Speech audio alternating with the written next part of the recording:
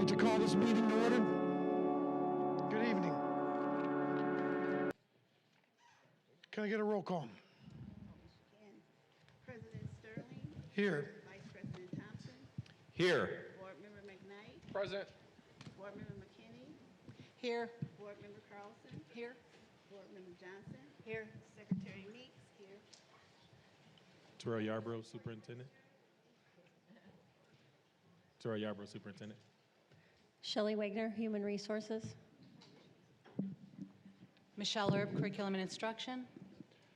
Josh Horan, Business and Operations. All right, thank you. Get everybody to stand.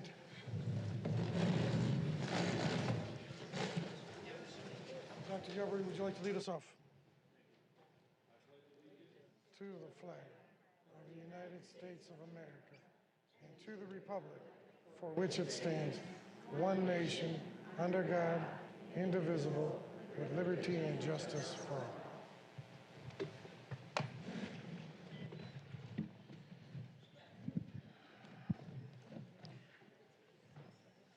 Good evening, everyone. Thank you for coming to this hearing. I would like to call this hearing to order. This hearing is going to be conducted pursuant to Section 10-22.13 of the Illinois School Code. The hearing will begin with the presentation from administration on the issues confronting us. Thereafter, we'll open the hearing to public comments. We have some guidelines for the public comment. We understand the importance of the topic before us. We greatly value and welcome your comments. Your opinions are essential to the decision-making process. Our goal is to ensure that all voices are heard in a respectful and orderly manner. We have set aside 2 hours for this meeting. Each speaker will have 3 minutes to share their comments. To ensure equitable access, any public comment requiring Spanish interpretation will have a time limit of 6 minutes to account for the time needed for interpretation. You may not donate your time to another speaker. When you come to the podium, please state your name. All comments should be directed to the board as a whole, not to an individual board member, administrator, or attendees. Demonstrations such as shouting, cheering, booing, and personal attacks and/or of any other behavior that disrupts the hearing will not be tolerated. We appreciate your cooperation in helping us maintain a constructive environment. We look forward to hearing all your perspectives in a courteous and civil manner. Thank you. With that. All right. Thank you, President Sterling. Again, good evening, everyone, and thank you for being here tonight. Your presence reminds us of the strength and unity that defines our community. We're not gathered here simply to discuss a plan. We're here because we believe in building a future that honors our staff, uplifts our students, and strengthens the foundation we all share. Before we begin public comments, we as an admin team, we want to clear up a few misconceptions about this proposed these changes. At the heart of this process is care. Care for our students and those who make this community strive. None of us would choose to walk this path unless it was truly necessary. But sometimes the most difficult roads lead to the most meaningful progress. All right, so again, what we want to reiterate to everyone is that the rationale for this change, declining enrollment, when we started to look at, again, our enrollment, and where we stood with that, particularly in our buildings, we really needed to make sure that we were able to balance out our buildings. We have some of our buildings right now where a capacity of maybe 460 students are about 220 right now. And so we really needed to look at that to figure out a way to balance all of that out. Again, affecting that is several of our buildings are at or below roughly 60% utilization. A typical building, when you're talking about maximum utilization, you really want to be around 80%, and we're not there. And so that's why we really have to look at something like this. And then two, and we're going to dive into this a little bit more with Mr. Aran. When you saw the headline and it said 3.1 million deficit, everyone's assuming Harlem's broke. Like we have no money, right? And that's not the case. This is an operational deficit. And this is something that Mr. Aran will explain further and really dive deep into how that looks and which pockets come out of which buckets when we talk about money and how things are spent within the district. And so I just want to reiterate that, like, we're not broke. We do have money. We could have continued down this path, you know, maybe 2-3 more years. But when you look at it, then we would have been further behind. When you look at other districts like Evanston, for example, that is going through the same thing that we're going through at a $15 million deficit right now. That's not something that we want to be or where we want to be. And so that's where we are with this process. So when you look at the enrollment trends, you got that? This is just reiterating that these enrollment trends are only for our K-5 enrollment, starting in 2009 and going to 2026. Another misconception too, and we've seen this as well, is that, you know, what if 6th grade was added, you know, to this, because this is only K-5 numbers. If 6th grade was added to these numbers, this decline would even be worse. And so by it being K-5, you see at the height, it was 3,192 students, up until now, 2,661. So now what we'll do is we'll go into our comparative enrollment. Dr. Bloom. As Dr. Yarbrough mentioned, with the decline, what we've seen is a mirroring of the Winnebago County rate as well. They've decreased since 2009 about 18%, 17 to 18%, and we're right about there as well. So we're mirroring the county rates when we look at birth rates within the county, and then our enrollment trends across the district. Up here, we just put this together. This was just a different visualization of a slide that many of you have seen in the presentation previously, which showed our capacity limits, a comparison from FY07 through FY26. So this just gives you a little bit more of a visual representation of what our numbers look like. We chose FY7 because this is one of our more recent higher enrollments as a school district. We've seen some trends as that's gone from the mid-70s. We were at the highest we've ever been, and then we saw late 80s, another jump up, and then here in this 06, 07 timeframe as well. And so this just gives you a little bit of breakdown as what Dr. Yarbrough was just talking about as far as where our buildings were at that time and where we're sitting currently with our enrollment.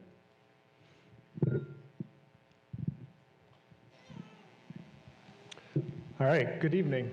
There are a few items that I would like to clarify regarding this slide, and Dr. Yarbrough just talked about a little bit. Some interpreted this slide to mean that the district is broke or out of money, which is not the case. What this slide is showing is the current projected operational deficit in our education fund. When we look back at the district's ending FY25 fund balance, so last school year, it shows an amount of just over $34 million. So when you take all of our funds and add them up, we had a fund balance of about $34 million.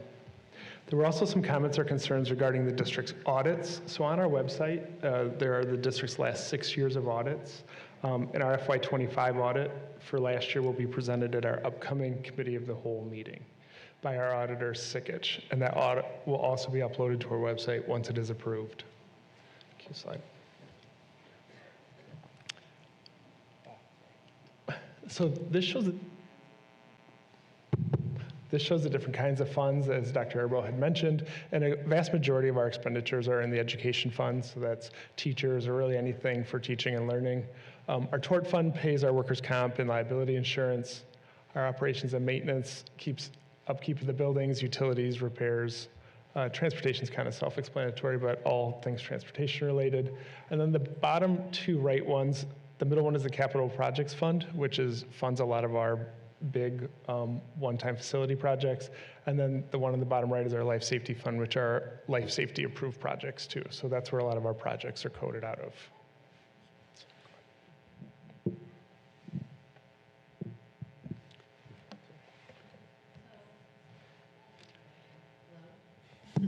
Thank you. So this graph shows the rising cost of staffing for early childhood and the relatively flat funding from 2019 through 2026. When the grant was written and we received in 2019, it was designed to be all-encompassing to support 360 students. It was supposed to be that after the first 3 years, we were supposed to have the opportunity to rewrite the grant and make any adjustments that were needed. But since then, the state has not had us rewrite the grant. They have continued to maintain the amount that we had been receiving. And the only way that you could rewrite the grant was if you wrote for more students. And they were putting the priority was given to communities with limited or no early childhood program.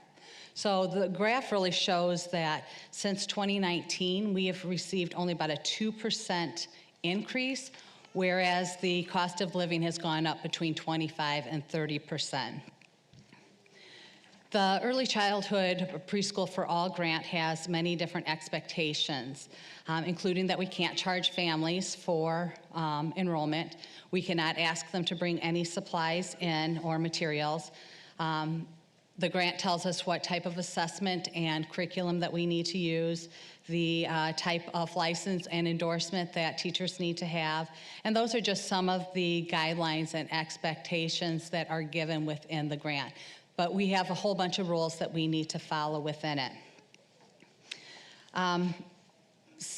This graph here shows only the cost for the teachers and the paras. It doesn't include in the green anything else that we are ending up purchasing. So at this point, the district has picked up the cost of special education teachers, social workers, ESL teachers, most of the materials and supplies, the required assessment, transportation, snacks, and then we even had to cut our 2 parent educators, unfortunately, because it got to a point that we could not afford to have them in the grant.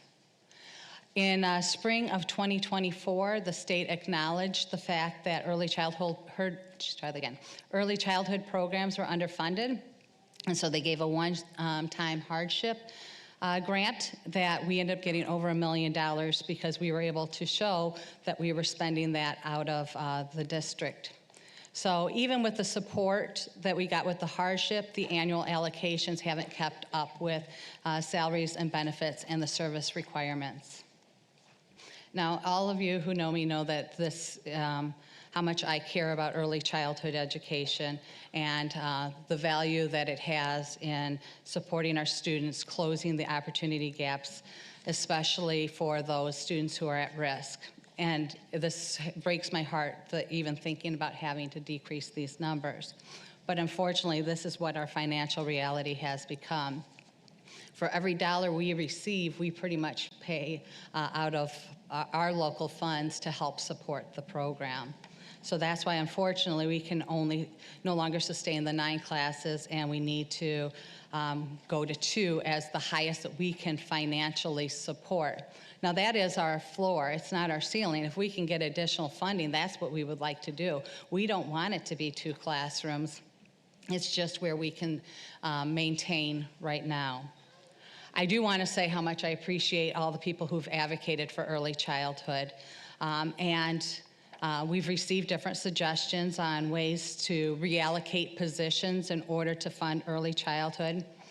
Mr. Aran and I met and even looked at some of those possibilities, but it doesn't solve our core problem, because as we add additional staff, we add additional expenses as well, bringing in classroom costs, transportation, additional instructional materials. So unfortunately, it's a program issue. Secondly, if we did that, we continue to deficit spend, which continues our problem. Our only long-term solution is revenue and funding. We have had someone reach out to Dr. Yarbrough who wanted to hear our story and see if they could help advocate with us. And they have gotten us in contact with someone from the State for Early Childhood Policy Advocacy, who we have a meeting set up this week. So I remain very hopeful that we can continue to try to work through this and get additional funding. We are also actively working to get funding from the state. I've been in contact since September with the state, trying to change the number of students that we serve. So if we can drop it from 360 to a different number of students to support, that would allow us the possibility of additional classrooms. So But I do want to point out the reason why I was so supportive of scenario 7. It's the only one that allows us beyond 2 classrooms, and so of early childhood. So I'm working hard on trying to obtain more money, but I need the space along with that as we look at any type of a plan. So, like I said earlier, this is not what I want to have to sit here and share, but it is unfortunately our reality. We value early childhood. I value early childhood. We believe in its impact, and we're committed and trying to do everything we can to keep as many classrooms as possible. And costs that she was discussing? Sure. So transportation specifically related to early childhood is we take the kids home at the midday and we pick them up at the midday, and that also doesn't count as like claimable miles for us too. So it's a pretty significant cost at the middle of the day to drop off and pick back up. What does that mean? What do you mean? What does that mean to someone who's hearing it for the first time? So we have to pay the drivers and the bus aides to take the kids home. So there's salary and benefits involved in that, fuel, and then when we do our transportation claim, that impacts the revenue and gives less transportation money Because overall. the state doesn't claim that as, Because it's not a required education piece. so it comes out of our transportation fund when normally it would be an education thing. Yes. So, okay.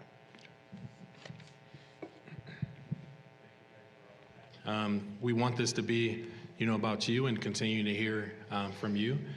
So, Board President Sterling, you want to start with public comments? Yeah.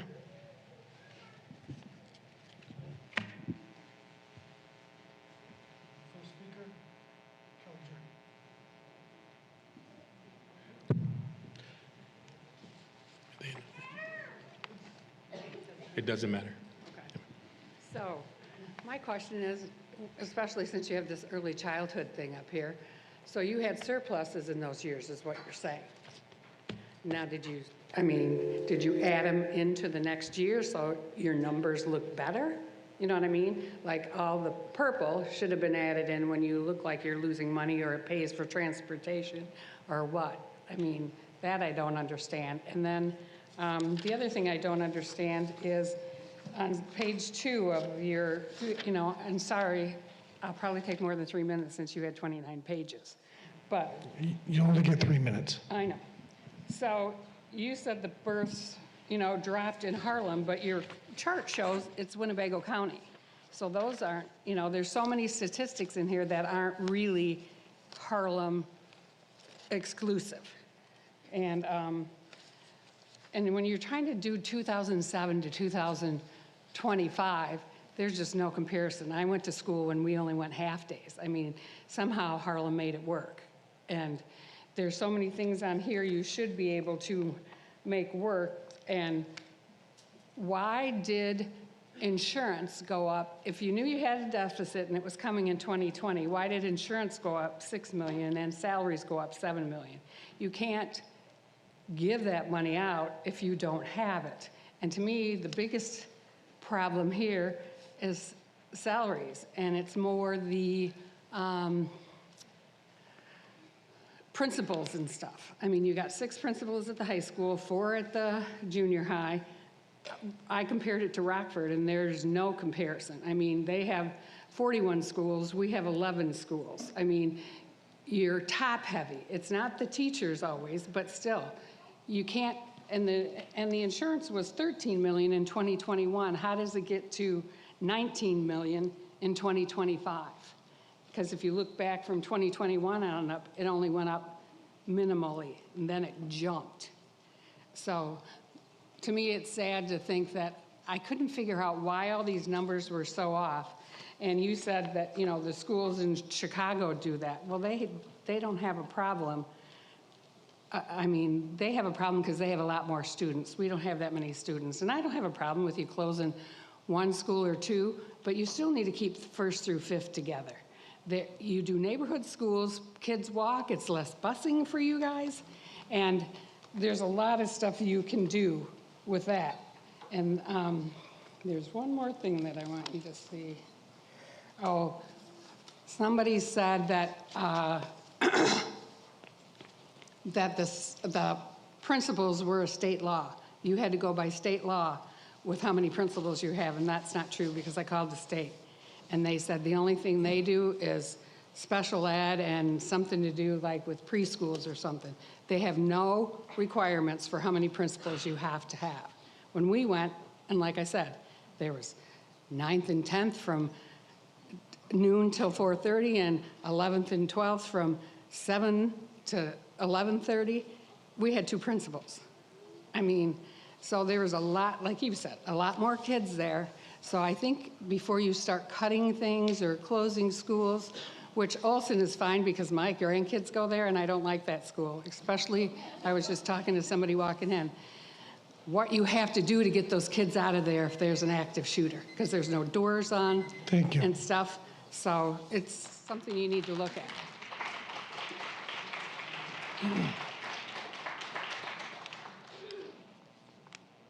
Jordan Smith.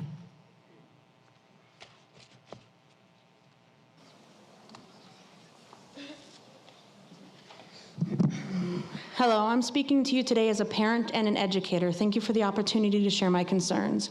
From a family standpoint, the proposed parenting plan creates major challenges. First, it increases the number of school transitions. Students would change schools 3 times in 6 years.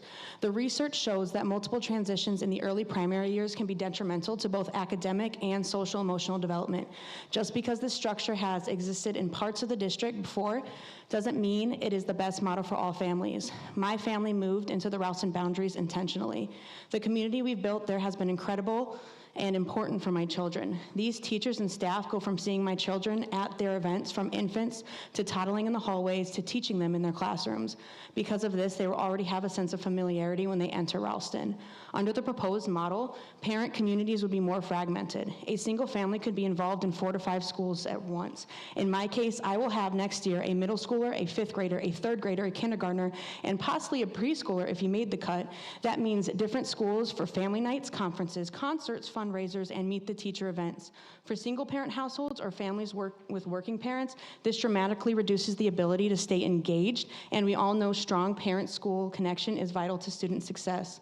This also impacts teachers who are parents within the district. Their professional responsibilities may increasingly conflict with involvement in their own children's schools.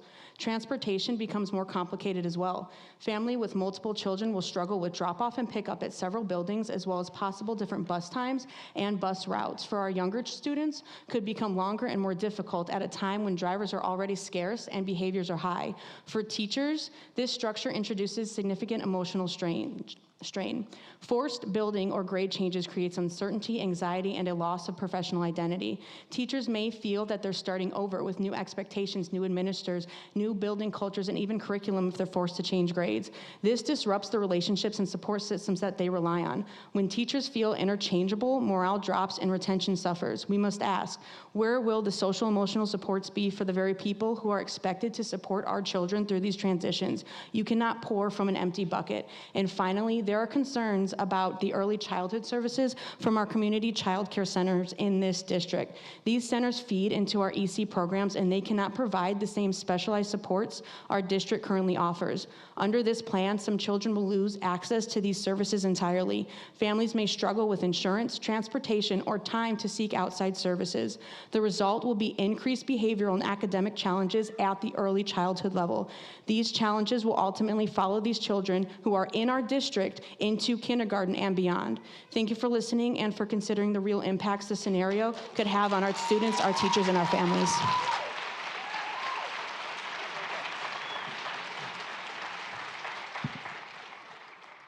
Stephanie Ganazzi Ritter.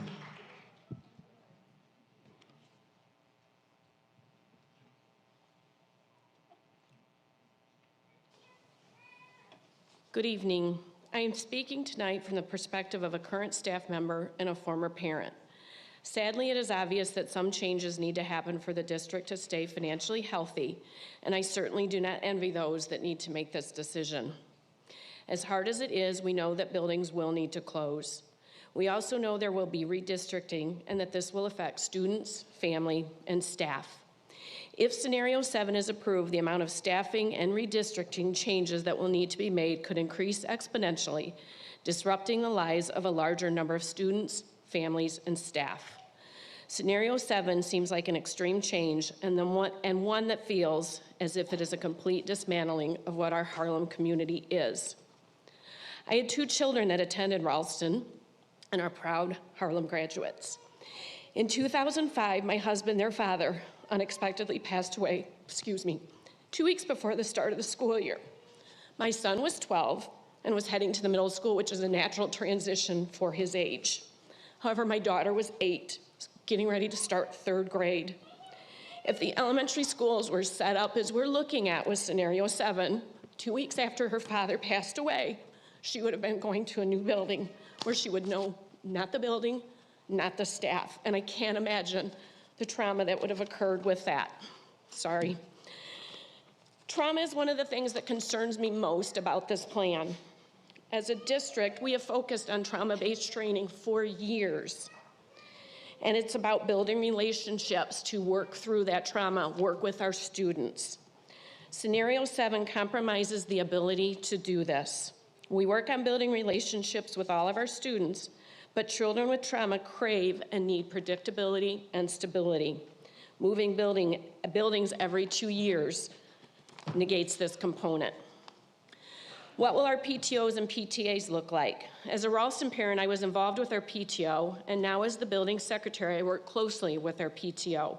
We are lucky enough to have a strong PTO that supports our staff and students. They raise money to reimburse teachers for expenses, to improve and beautify our buildings and grounds, to purchase larger items for our schools, to hold fun family events, to fund experiences for our students. If we only have students for 2 years, will families continue to raise money if their children do not reap the benefits? The list of items and concerns could go on and on. I believe that we need to minimize the negative impacts on students, families, and staff while addressing the financial challenges we are facing. Personally, I don't feel as if scenario 7 accomplishes this. Again, I do not envy any of you for the vote you have to make and the decision you need to make, but I want to thank you for your time and commitment to this district. Thank you.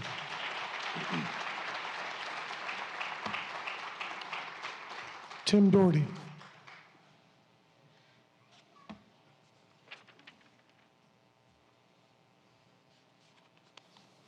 My name is Tim Doherty. My wife and I have 3 current elementary students and a 4th who will soon be in kindergarten. We are both Harlem alumni and lifelong Harlem supporters. I myself am a 3rd-generation Harlem graduate. As educators ourselves, we reviewed this proposal both professionally and personally. It would be an understatement to say that we reject scenario 7 in its entirety. The top goal objective was to put students first. However, scenario 7 fails to do so. To put it simply, we would not support any proposal including 2-year grade bands, and neither should the board. As an elementary school principal in one of the neighboring districts listed in the proposal, I can personally attest to the challenges that frequent transitions present regarding student anxiety, logistics, vertical alignment, and student report card data. You will hear various arguments from parents across the district this week, and after a while, they will all start to blend together. So maybe this will stand out to you. In an effort to actually put students first, my wife and I interviewed our 5th and 3rd grade daughters at Ralston. We started by asking them what they loved most about going to Ralston.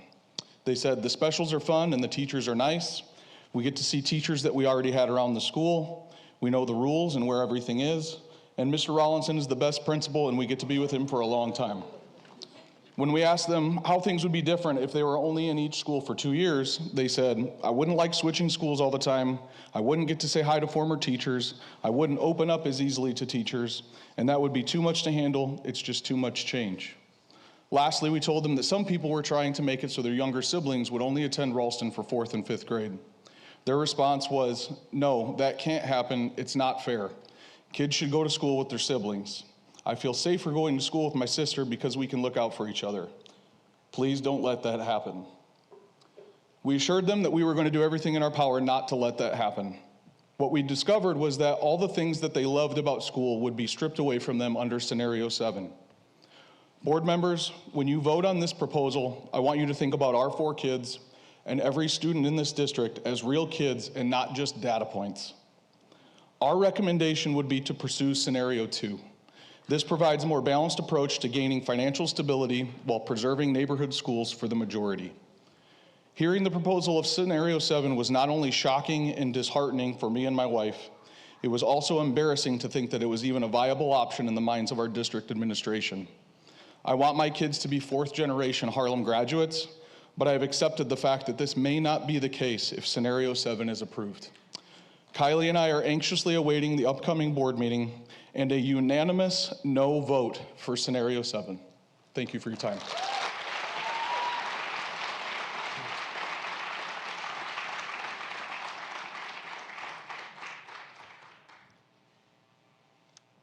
Gonna try not to murder this last name. Megan at Emerson Parkway.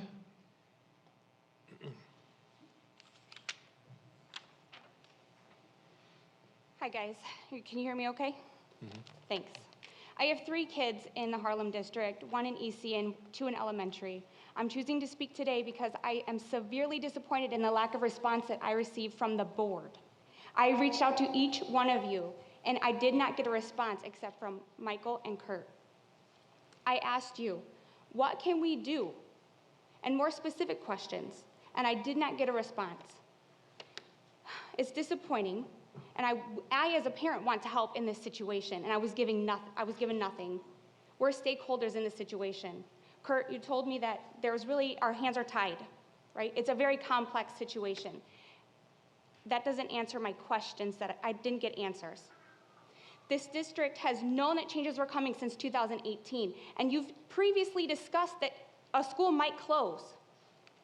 Since that time, outside of a board meeting, where were we notified that the district was seeing a lack of funding, enrollment, and that you were discussing changes that were going to be made? In the last 2 years of around 122, all the emails we're seeing, money coming in from donors, expansions in programs, upgrades to buildings. Where were we going to be informed? When were we going to be informed?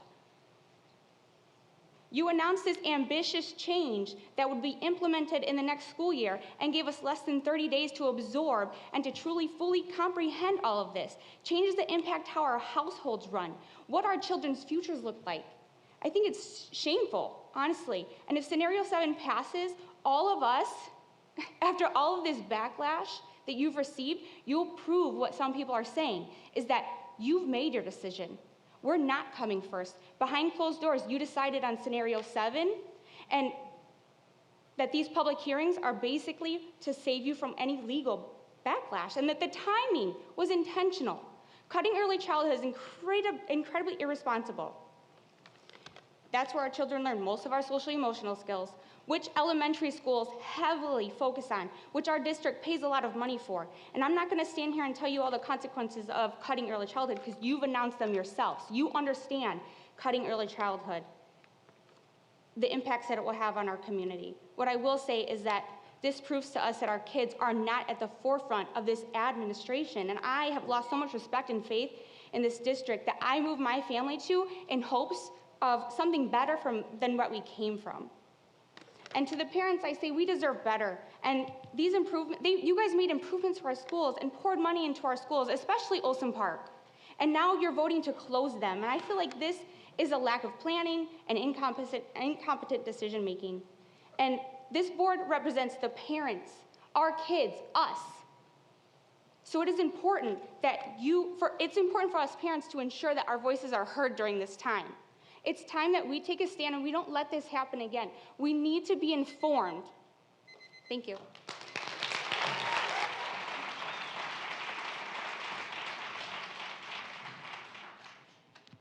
Allie Reiner.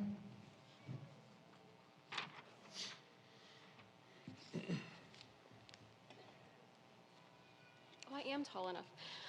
My name is Allie Reiner, and I am the Pup Lab kindergarten teacher at Parker Center, where I've been teaching special education for almost 9 school years now.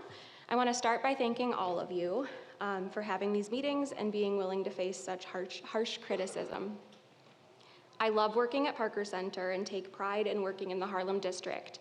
There are a few things that have stuck out to me through this process that I feel need highlighting.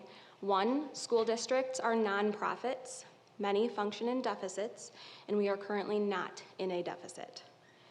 The new elementary reading curriculum that was rushed through last spring after a very minimal pilot and not much teacher support, 0 kindergarten teachers to be exact, cost about $750,000. It seems that these funds could have been used more effectively, for example, by reallocating them to Save Our EC program. A positive that continued to be noted in the scenarios where kindergarten joined other grade levels were, quote, instructional coherence and, quote, collaboration. I don't necessarily agree that these would be real-life benefits. To be quite frank, kindergarten is still early childhood. I've been in and worked in K-5 buildings. Either kindergarten becomes the forgotten grade level, or they're forced to implement developmentally inappropriate practices. Furthermore, Parker Center is literally built for small children. Updating it to fit upper elementary, as scenario 2 outlines, would require a complete renovation, including bathrooms. We have tiny toilets, sinks, and playground equipment, which costs a lot of money. It's been stated that the bands are similar to area districts. I worked in an area district, probably being referenced. As far as I know, they are EC to 2 and 3 to 5, not 2 grade levels at a time. The final and most concerning part about all of this is the cut to EC. There is an abundance of research available regarding the benefits of EC.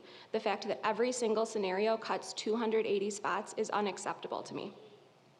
Harlem needs to do better for our youngest learners, their future, and the future of our schools and overall community. Why are the youngest students being impacted the most while the middle school, high school, and HAC remain untouched? To conclude, due to the projected deficit, it seems appropriate to take a scaffolded approach, such as closing a building or 2 next year. Completely dismantling the entire structure of our EC and elementary schools seems entirely excessive and unnecessary at this time. Thank you. Thank you.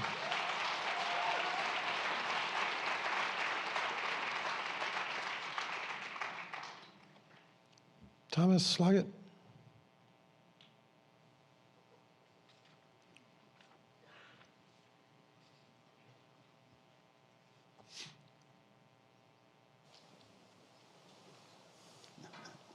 Good evening.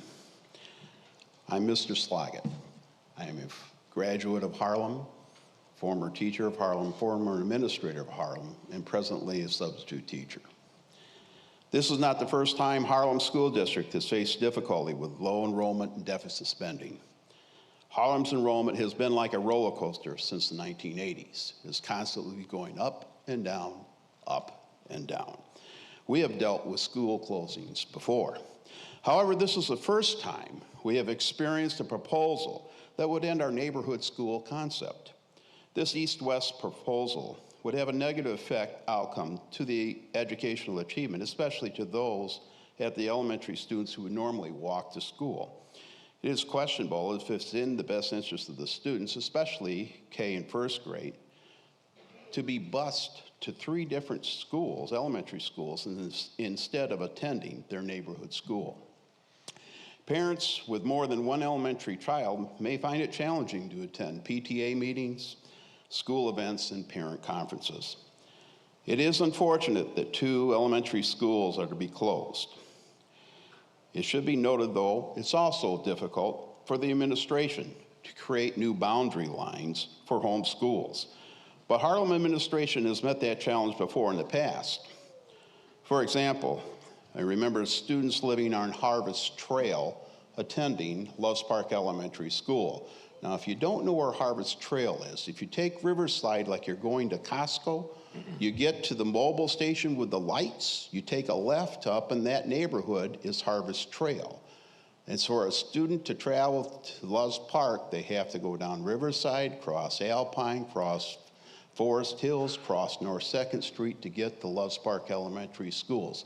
But those boundary lines were drawn so that the neighborhood concept schools could be there.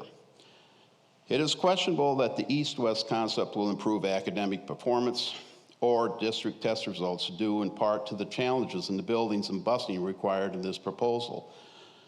Also, what happens when the enrollment increases or the financial situation gets better? Are you going to go back to the neighborhood school concept? If so, it may be beneficial to keep the neighborhood schools in place and just redraw the boundary lines. Thank you. Thank you. Rebecca De La Luz.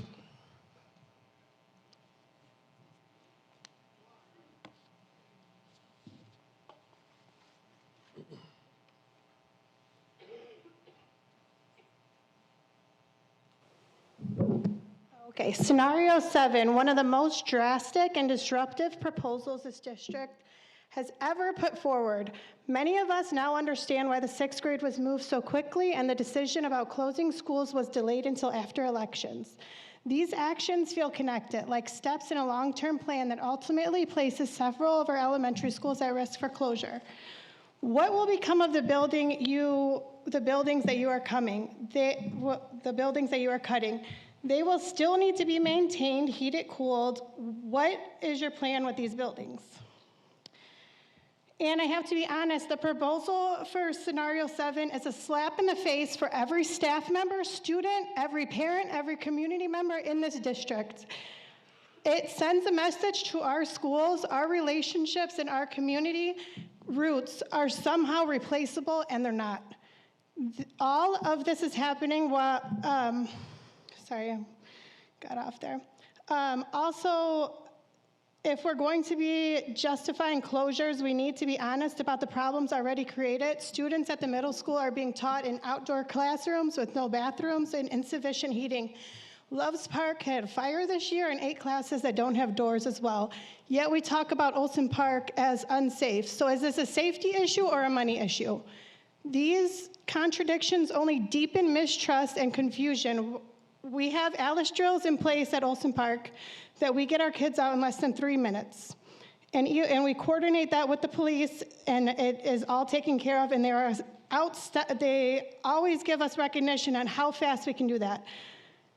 Let's also talk about the millions of dollars invested in Olson Park building over the last 2 years. New heating and cooling systems, a completely new playground, new blacktop, an entirely new parking lot this summer. Millions of dollars spent for what? If the plan was to all along close, why invest so heavily? Why install all of this if the closure was already in your minds? This is not just poor planning. It feels disrespectful, wasteful, and it leaves families and staff wondering if transparency ever truly existed in this process. But beyond the contradictions, beyond the numbers and dollar signs, lies and emotional impact, closing any school is heartbreaking. These buildings hold thousands of childhood memories, hallways filled with laughter, stories shared between friends, graduates walking down those floors one last time. These buildings carry decades of love, learning, and community. They are more than structures, they are history, they are home. The district spent significant resource training staff to be trauma-informed. Teachers were taught that children need stability, consistency, and strong relationships. Yet under scenario 7, students would be moved every 2 years. A child who finally opens up, oh shoot, okay, I'll be back tomorrow.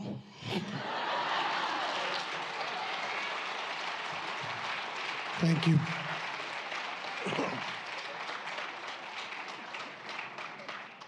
We'll make sure that you're first tomorrow. Jennifer Hartman.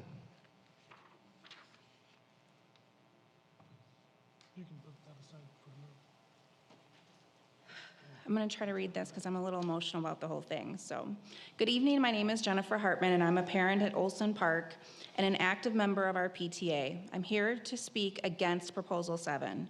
I want to be very clear. I understand budgets are real and tough decisions sometimes have to be made.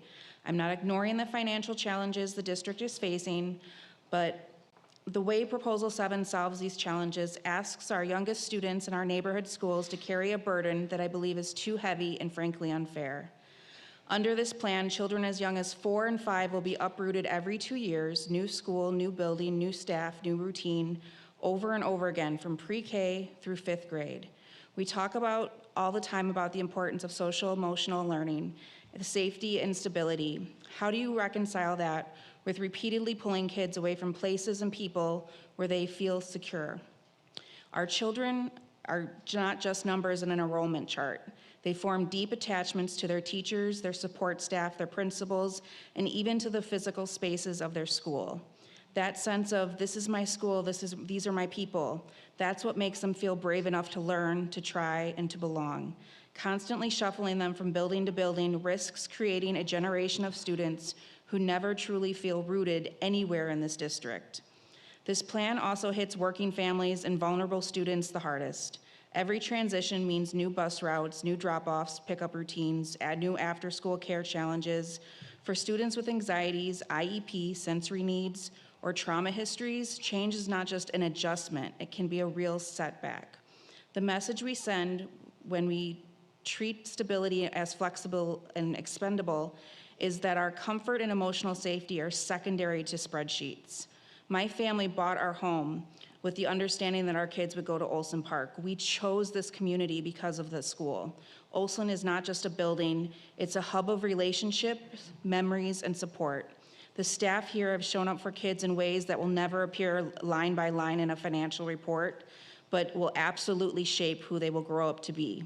I'm asking you to slow down and truly listen to the families and staff that are telling you this proposal is harmful. Don't just check a box that says community input gathered. Show us that our voices actually matter in the outcome. There are other solutions worth exploring, ones that don't sacrifice stability, mental health, and neighborhood schools in the name of efficiency. Please vote no on Proposal 7 as it stands. Our children deserve consistency, our schools deserve to be treated as more than just cost centers, and our community deserves a plan that balances financial responsibility with the emotional and developmental needs of our youngest learners. Thank you. Thank you.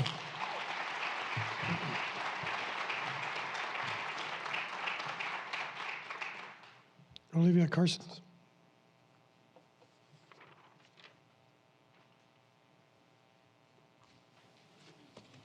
Hello, I want to thank everybody who's here, all the parents who are taking time to express our concerns. And I'm here today because early childhood education programs are absolutely vital.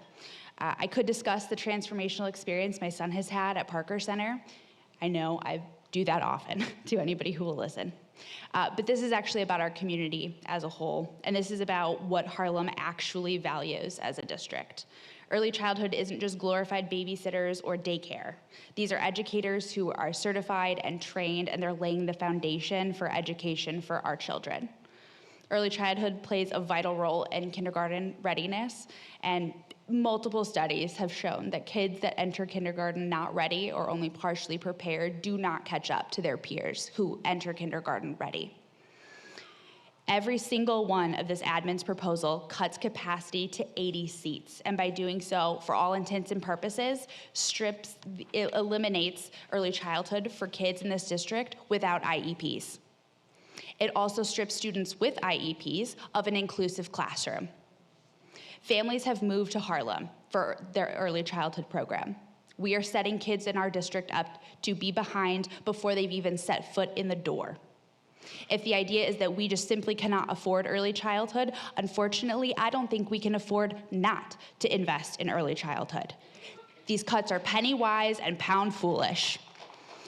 EC improves ELA and math proficiency, increases graduation rates. It's linked to better socioeconomic outcomes later in life and even fewer chronic health issues. The interventions at the later stage of education are more expensive and less effective. When the grant did not cover all of the CTE addition, this administration and the board found a way to make it work. You can tell us that it has been level funded. You knew that when you went through and put millions of dollars in an addition. You can say that you prioritize, but priorities are hopes and dreams until rubber meets the road. When you're staring at the red, your choices will show what you prioritize. They do not, by the time these effects and graduation rate and proficiency come to fruition, most of you will have moved on, graduated or retired or stepped down. These children do not get that option. These children do not simply decide that they don't have to be affected by these. I am asking the board to be leaders and be leaders who believe in the stated values and take seriously and value our children and the strength of our community and vote no on scenario 7. Thank you.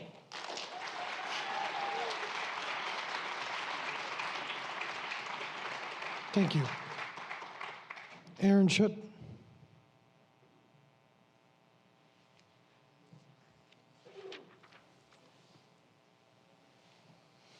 Good evening. My name is Erin Schutt. I was a graduate of Harlem in the class of 2009. I'm here today not only speaking as a Harlem graduate, but as an educator within our district. I currently work in the Life Skills program at Loves Park Elementary School. And today, I'm here not to advocate just for our kids all through the district, but the kids in our program. I understand that school closures may have to be a reality in our future, but can you please explain how you're gonna make sure that with these 2-year transitions that my kids, my children in our program are gonna have a fair opportunity? Are the playgrounds gonna be adapted to them? Are the bathrooms gonna be adapted to them? At Loves Park, we have 2 changing tables that we use within 3 classrooms within the Life Skills program and for some of the gen ed students who may need it. What's gonna happen to those students? Are you gonna have changing tables at all the schools that we need where our kids are going? What about the playgrounds? How are you gonna adapt that? Are my kids just gonna have to sit on the sidelines and just play with the ball? Or are we gonna make it so that they're not having to move every 2 years? They can make friends. Almost every staff member in my building knows our kids by name. We know all of them. We love all of them. Our kids make an impact in our classrooms. I'm here today to advocate for my students. And I'm here today because I'm concerned about what's gonna happen to them if this goes through. Like I mentioned, I understand that school closures may be a part of our future. But what is your plan? Your plan is to implement this in August. How are you gonna be ready? Are the bathrooms gonna be ready for my students? Is the playground gonna be ready for my students? Are the classrooms gonna be ready? Are they gonna be accessible? Thank you.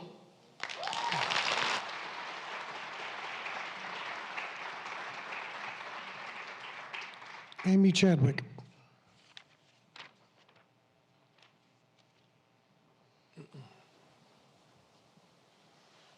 Good evening, members of the board. My name is Amy Chadwick, and I am a parent for ACE Child and Life Skills, and I'm also a Learning Lab teacher here at the high school. I am here because the proposed closures to the 2 elementary schools affect far more than building assignments. It affects the learning environment, relationships, and sense of belonging our children depend on every day. While I know these decisions are difficult, I want to highlight an impact that hasn't received enough attention: how this plan affects students in specialized programs such as Life Skills, Learning Lab, and STP. These programs support some of our district's most vulnerable learners. Yet under the current plan, these students would not receive the same opportunity that general education students would. The chance to stay with the same cohort in the same school community throughout their entirety of elementary school. General education students build friendships, peer support, and consistency for 6 years with their cohort. They enter kindergarten together, grow together through 5th grade. That continuity is treated as a priority, and it should be. But for students in specialized programs, the continuity becomes optional. If programs are moved or redistributed, these students may have to change buildings, switch cohorts, and rebuild relationships again and again. This sends an unintentional, harmful message that their stability matters less, that their friendships are secondary, and that their community can be taken apart and rebuilt on demand. For many children, like my son, that could not be further from the truth. My son receives life skills services and also spends meaningful time in general education classrooms. That time helps him connect with peers, build social skills, and feel a part of the broader school community. Those connections matter, even if they doesn't always remember names. He recognizes faces. He lights up when his classmates greet him. If this program moves, he won't get the opportunity to stay with the peers with his cohort. He'll lose those connections. He'll have to start over while general education students stay surrounded by the community they built for years. Students in specialized programs already work incredibly hard to navigate the schools and the world. They deserve the same consistency and the sense of belonging we consider essential for every other student. I'm asking the board to reconsider these closures affecting Life Skills, Learning Lab, and STB. If consolidation is avoidable, or unavoidable, sorry, these consolidated in a way that protects cohort continuality for special education students. Give them the same chance to stay with the same peers in the same cohort and in the same environment through elementary experience. Stability is not a bonus, it is a need. We can do better for these children, and I believe we want to. I urge the board to make a decision based on not only logistics and budgets, but also equity, inclusion, and the real emotional lives of students. Thank you.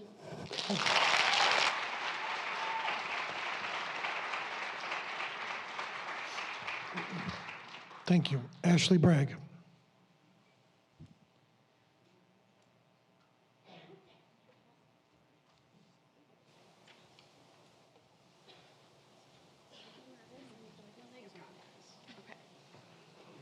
Good evening. My name is Ashley Bragg, and I'm a parent in the district. I want to be very clear that I am not a financial expert, and I may not be interpreting things correctly at all. I'm only sharing what appears confusing from a community perspective while reading the publicly available budget documents. When looking at pages 21, 22, and 23 of the budget, there are some numbers that are difficult for some without a finance background to connect or fully understand. On page 22, under the working cash fund for 22-23, it lists, it shows what appears to be $8.5 million in the bond sales, which was for the CTE, and then you can see the transfer to the capital project on that same page. On page 21, it looks like the expenditures were higher than the $16 million balance shown there. And then on page 23, under the fire and safety fund, it shows what looks like $5.5 million more in bond sales for 24 and 25 year. What's that specifically for? And again, I may be reading these numbers incorrectly since these are separate funds. My only intention tonight is to clear the air. Many of us in the community are trying to understand whether the spending on the CTE expansion and the additional bonds reflected in the budget documents relate in any way to the financial situation we're facing today. With conversations happening around deficits and future planning, it is important for the community to understand how past financial decisions connect to the present. Thank you. Thank you.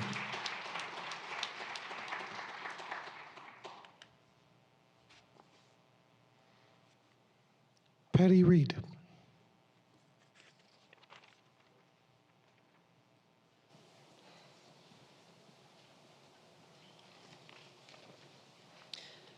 Good evening. My name is Patty Reed, and I'm a special education teacher and diagnostician at Rock Cut Elementary School. I prepared questions, but I am submitting them for you to consider later since there's a time limit. I appreciate the difficult decisions that have to be made in order to remain fiscally responsible. However, I have concerns about the proposed building restructuring and its impact on student services and staff workspace. According to the district's proposed plan, or posted plan, Rock Cut is projected to use 19 classrooms for general education and 4 for self-contained special education programs for a total of 23 classrooms. Rock Cut is noted to have 26 usable classrooms. This includes the 4 portable classrooms already on site, as well as the current art and music rooms. It appears that art and music may need to move to carts, which would also require additional storage for instruments, equipment, and materials. If I'm mistaken on that, and art and music are continuing to use the spaces they currently occupy, there will only be 1 room available for what I'm about to mention. Assuming art and music are on carts, this leaves Rock Cut with 3 rooms remaining to house 10 to 12 specialized staff, including special education teachers, reading specialists and interventionists, ESL teachers, professional development specialists, and the MTSS coordinator. In addition to these 10 to 12 staff, we also have traveling staff like OT, PT, and hearing itinerants who require private spaces and storage for equipment to be used when they are in the building.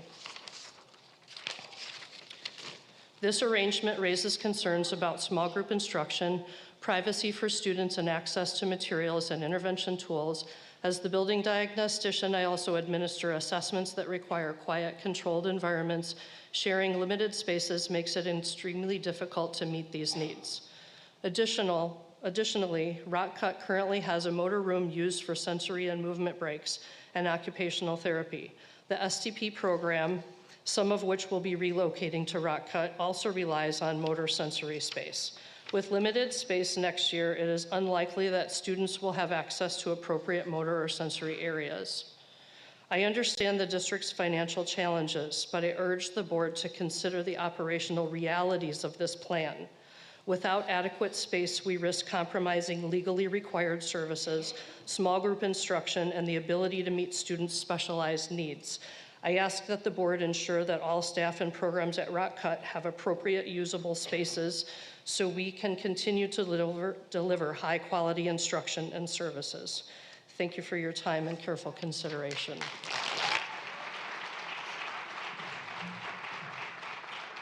Thank you. Paul Hoffman.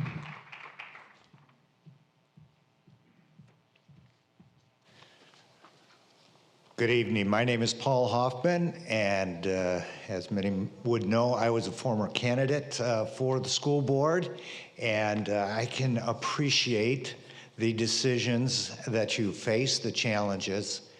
And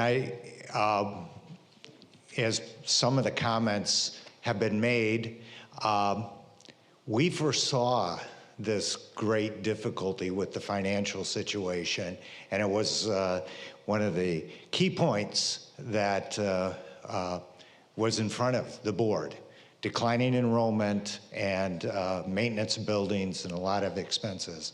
And so what I encouraged in my written comments that I've submitted is that affordability for the people in our district is a big issue. It's being talked about in news media, social media, and so I know there's a squeeze to get funds that's been described, but from the state and from property taxes. This is a big issue. There is a squeeze financially. So my comments related to a restructuring plan is really, we need to look at everything. We have to look at all the revenue sources, the complete evaluation of programs, academics, fixed and variable cost.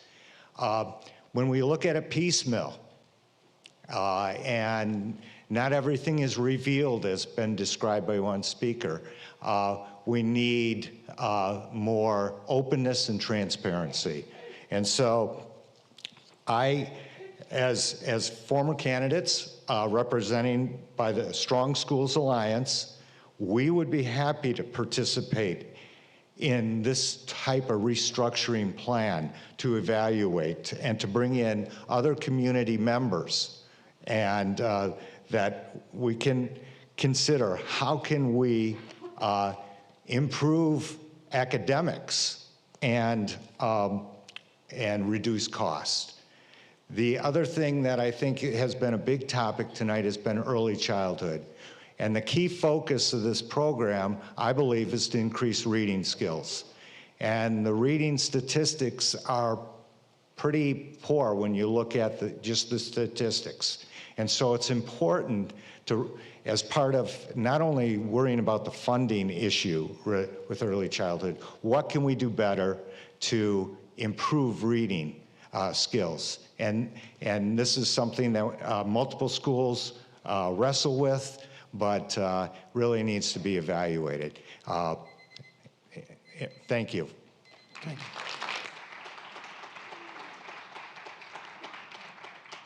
Dane Youngblood.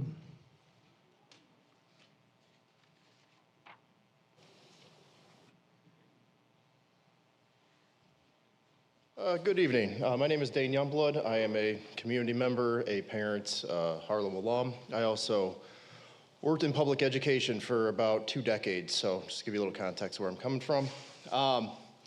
Wasn't sure the format here, so I don't think I'll need all 3 minutes, but I also didn't do my typical well-polished presentation. So just a couple things I wanted to touch on was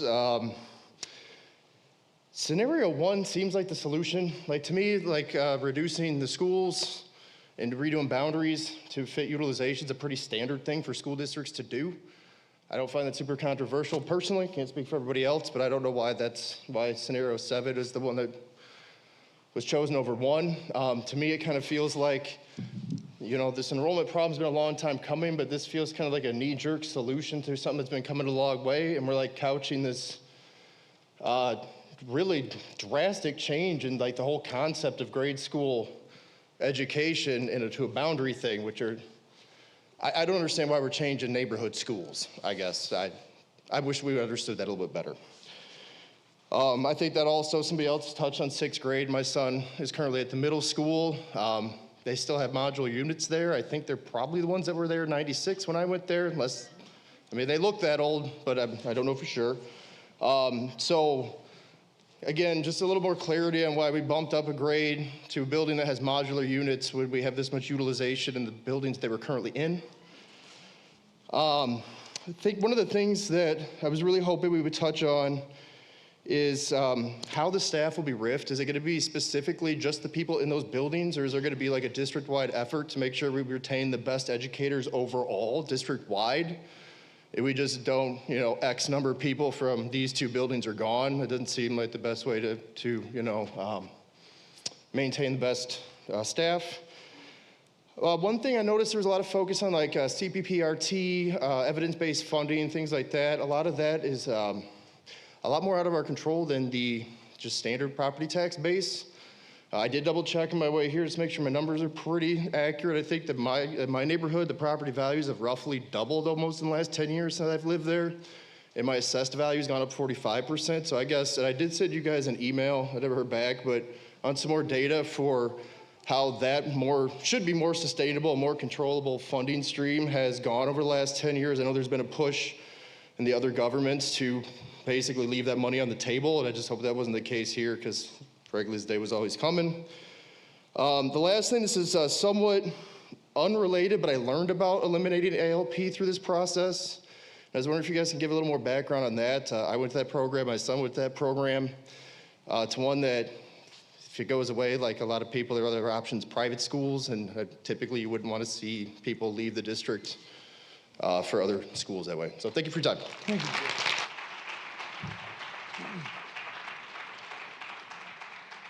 Katie Littlefield.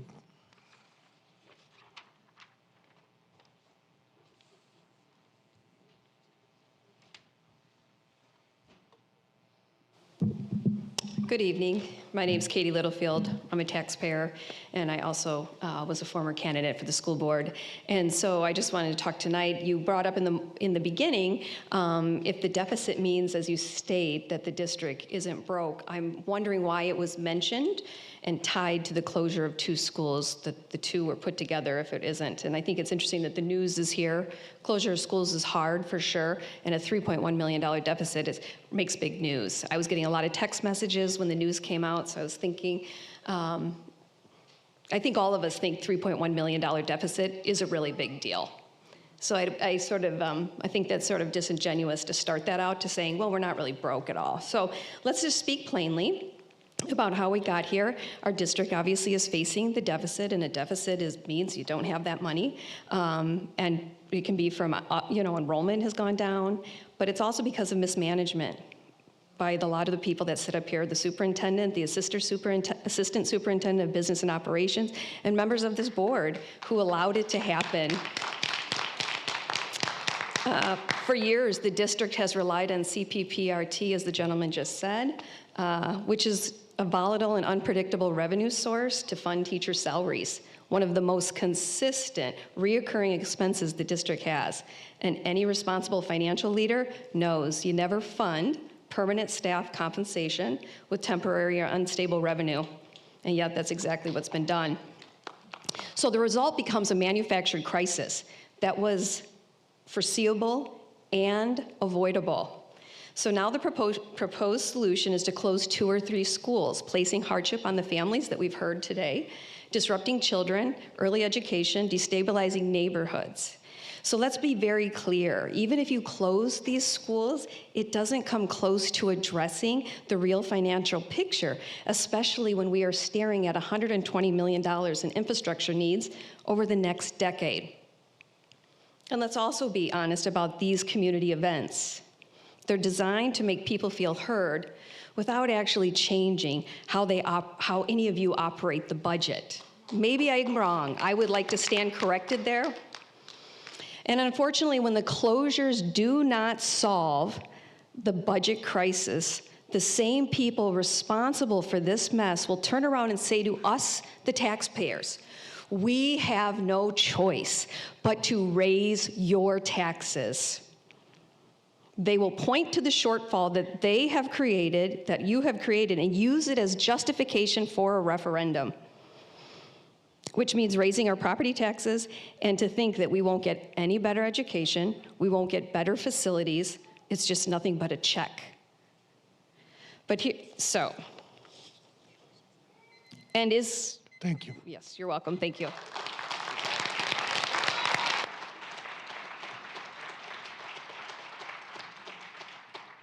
Andrea Bruner.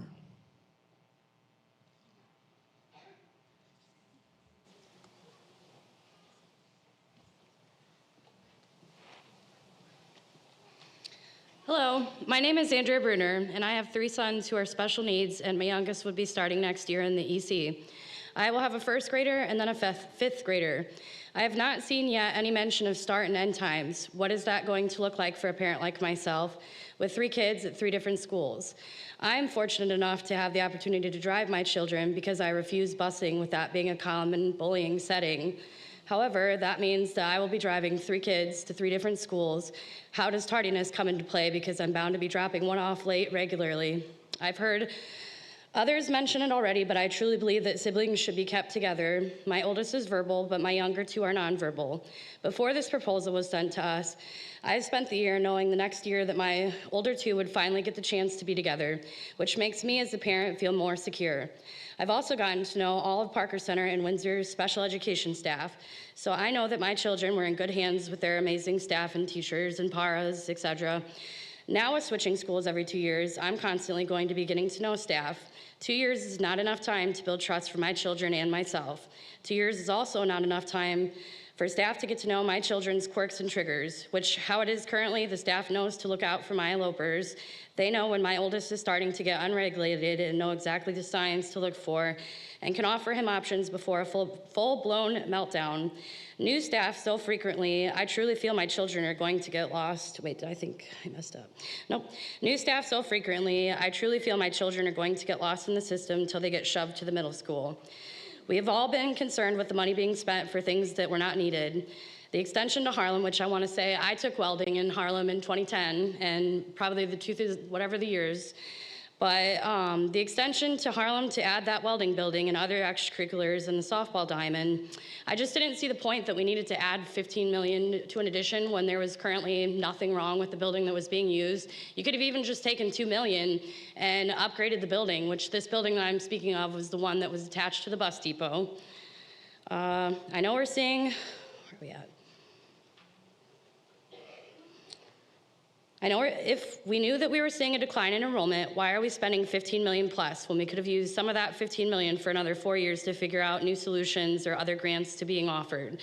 Instead, the high school got that, and now our elementary kids are suffering for it. You mentioned, this one goes to you, sir, in the corner second. You mentioned with EC being the half days and unable to claim the miles for the bus funding, why couldn't we switch EC to full days instead of half? And now this one, I feel like nobody's addressed yet, but I feel like I've heard rumors that our superintendent is currently having an interview process with Rockford Public School District, and I truly believe that if that's the case, why can't we table this until the new superintendent that comes into play has an opportunity to look at all of this and maybe see another solution that our current one isn't seeing? Thank you. Good job.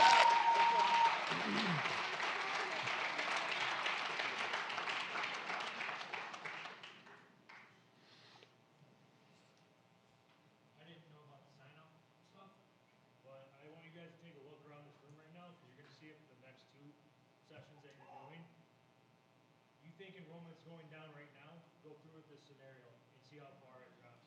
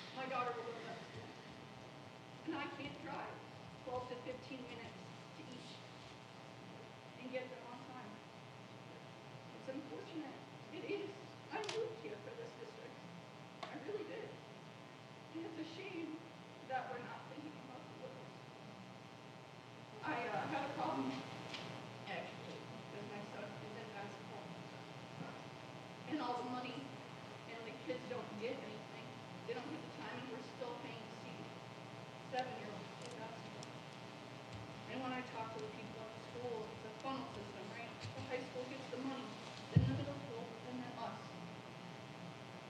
And yet we're still the ones that have to make the change. All these kids, look at all these kids. They don't understand. And it's really unfortunate.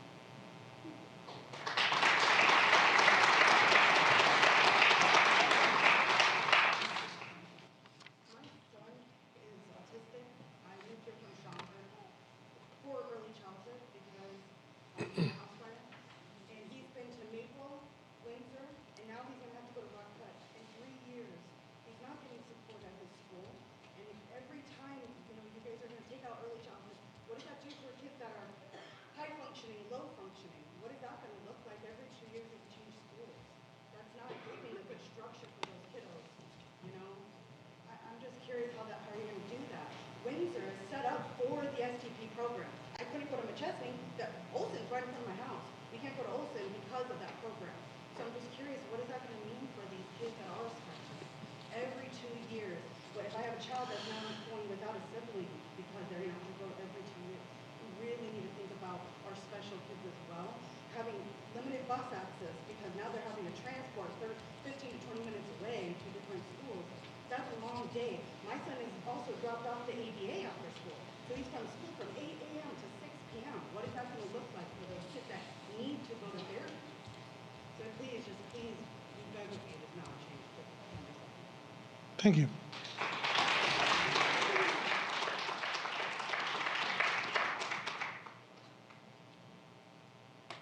Clearly, this is a huge balance problem that we have, and I think that all of you acknowledge that this is bigger than any one of you. But there are people in the community that have an expertise and have abilities that can look at this with expertise of their eyes. I think it would behoove you that you would maybe bring some of those people to the table, that more people that would help solve this situation, rather than just looking at the small group that we have here.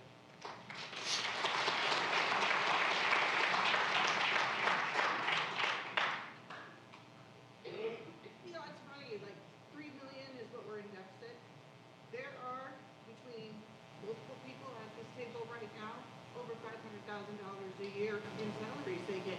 Those salaries are astronomically higher than other people in other states or the state in their positions. They got a raise this year. They got raised every time it came up. In the private sector, if you don't do your job, you certainly don't get a raise. You get fired. And frankly, I think if we really need money, then it should be coming from the salaries of the people. They're being overpaid. They should be let go if they're not doing their jobs. And that goes for the teachers too. It should be merit-based. We don't have a single school, including grade schools in this district, that has children reading over 28% at grade level. Not one that has children computing math, 18%. We can't do better than that when we pay more than any other district in the state. That means people here shouldn't have their jobs.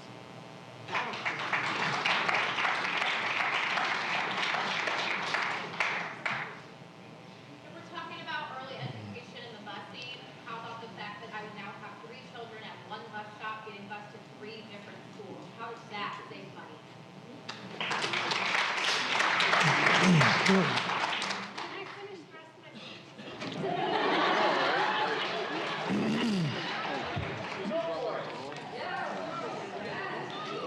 This is where we're gonna stop it. No, we can't, actually, we can't.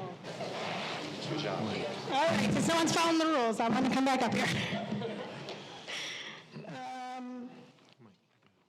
Closing any school is heartbreaking. Like I said, we all have schools we all care so much about, and they all carry so much history and love for our kids, from our teachers, from our staff, from our community, our PTAs. Let's be real with ourselves. Scenario 7 doesn't just affect Olson Park or Maple. It affects every building, every teacher, every administrator, and every child in this district. It dismantles relationships, destroys stability, and redistributes staff across east and west zones. and with no regard for human impacts. And yes, this plan will lead to staff cuts. If cuts must happen, they should be based on performance, dedication, and impact, not just seniority.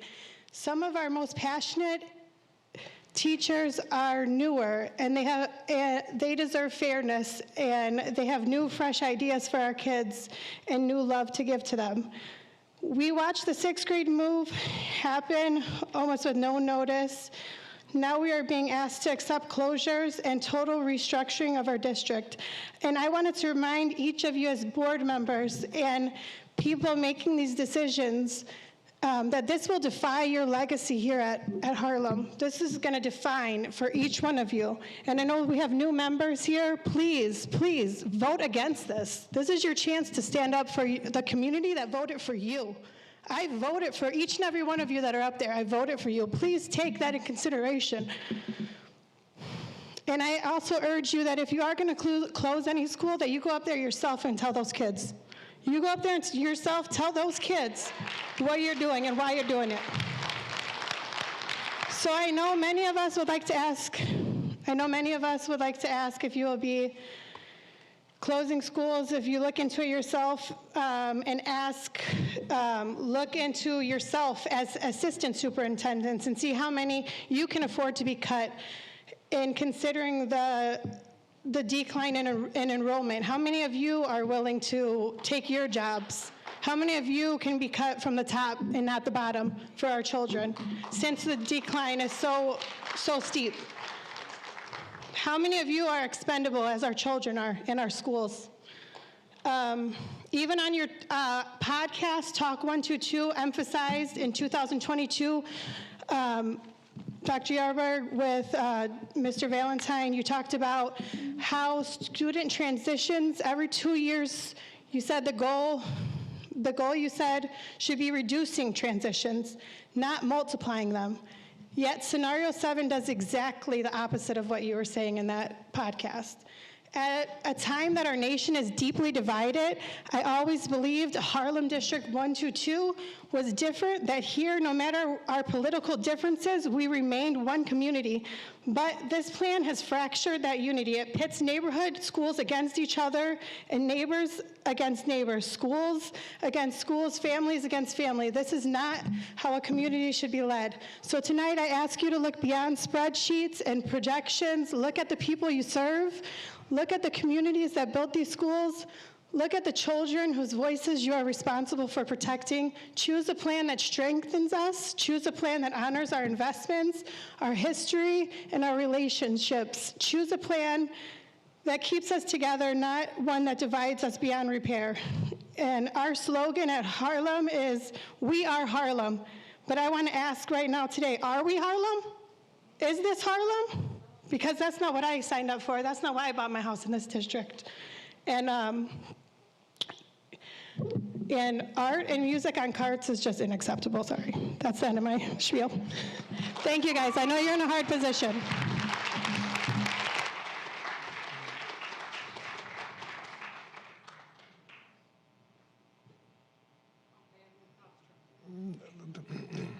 Mike. This is, we're not going to keep doing this. You have to have the time. All right, I'm going to let you finish, but you have 2 minutes.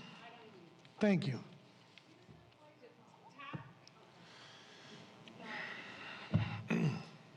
The top 3 people in the Harlem district, that one got a 65% raise in the last 4 years, one got a 42% raise in the last 4 years, and Who votes on those raises? Yeah. school board. Yeah. When we put our administrators up against the other administrators, they do not make the most. They're in the middle. They are in the middle. I got everybody's. In the area. No. Yes. The top 9 people make $1.2 million before taxes. Check them against their counterparts. That's including the director of transportation. And don't get me started on him. I can't even get my kid's bus driver to show up at the right time. Mike, you're losing it. Don't even get me started on him. And you spent $17,000 to re-roof a cooler at the middle school just to tear it down and rebuild a new one. So if you want to talk about using funds the correct way, take a pay instead of cutting 70 teachers. I know you want to build it up, but this is not one of those things. We got a lot of pissed off parents here. I'm sorry. And the third one got a 79% raise. So that's 49,000 for one of them, 155 for the second one, and 83,000 for the first one. That's like 7, 8 teacher salaries that you guys all got. I mean, that's how it went from the district being $3 million for pay up to $7 million in 4 years. That's unacceptable. That's totally unacceptable in the climate that we're in. So, and that's the problem. You guys have to decide. You guys gave these guys the raises. So you need to see when you go to cut, who's more important. It shouldn't go by money. It shouldn't go by your friends, like you told me. So let's just be fair about it. And really, I've got a whole sheet of, I don't know how many people, but there were 29 people that got between 30% and 41% in 4 years. That's 10% a year. Who gets 10% a year at their jobs? I've got it printed out. Mike, I can give you a copy of it. Okay.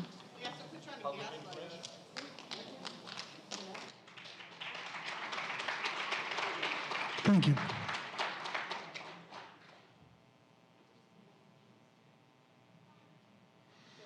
We're gonna have you fill out a form like everybody else. Hell, you guys work for us. We voted you in. Yeah. You all work for us. Okay. No, I understand that. All she has to do is fill out the form, or just say your name, or just fill out, say your name. Okay, so my name's Jess Brady. Thank you. Yep, absolutely. I did not intend to talk today. I appreciate that this has been an incredibly emotionally charged evening. I appreciate that you have all sat there and listened and taken this in. I have a few questions. I am a Harlem graduate. My children go to Harlem. My mother went to Harlem. My grandparents went to Harlem. My kids will not be severely impacted by these changes. I want to be very clear. My son right now is a 4th grader at Olson Park in the ALP program. He will end up changing schools if this is the case or if we have to have a school closing. And I appreciate that for him, that is going to be a big feeling moment. He said to me as I got ready to leave the house today, he said, "Where are you going?" And I said, "I'm going to the school board meeting." And he went, "Please, Mom, go save my school." And it nearly broke me. And my kid isn't one of the ones that's going to be so intensely affected by these changes. I have watched my children who are not in need of all the extra attention that some of these populations are in need of. My children have not had to go through those programs, and yet they went to Parker Center, then they went to Windsor. My daughter got into the Fine Arts Academy, so instead of being in the same school as her brother, when he went into 1st grade and she was going into 3rd grade, she went over to McChesney. Then McChesney's got cut, and everyone went up to the middle school, so instead of them both being in the same school when he was in 3rd grade and she was in 6th grade, they were again at 2 different schools. It's hard. And I just point that out, that my kids have gone transition. They have not once yet been in the same physical location for school despite being 3 years apart. That's bananas. And my kids who are neurotypical, who have all of the supports in the world, I get to work at home. I have an incredibly flexible job that I have been blessed with that allows me to go, "Hey boss, I need to go drop my kids off at 8:50 in the morning. Hey boss, I gotta go pick them up twice in the afternoon because we have separate end times." I can do that. So many people cannot do that. I do not understand how this is the scenario that we've come down to. And while I very much appreciate, and I don't take issue with the fact that this is a hard decision and that a lot of you have put a lot of thought into it, I argue with the fact that I don't think you're doing it enough. This is problematic. I also argue from a standpoint of someone who's worked in higher education and who currently works as someone who gets paid very, very much to help schools figure out what's going on with them, higher ed, not K through 12. Where is the year-over-year comparison at? Like, who have we brought in to help us compare this data and be really critical thinkers on it? Have we consulted with any outside firms? Have we consulted with anybody who specializes in this? Where was the decision to compare as our baseline to 2007, almost 20 years ago, is the year that we're comparing all of these numbers to? And that might be industry standard. That might be best practice, and I can appreciate that. But could someone tell us? And just to wrap up, there's been a lot of questions that have been asked here, and I appreciate that you are also taking additional questions on the website, but then we need some follow-up. We need some concrete steps. So when are those going to be available? Because these meetings end in 2 days, and then the vote is on the 15th. So when are those questions going to be answered? Where can we find those answers? Thank you.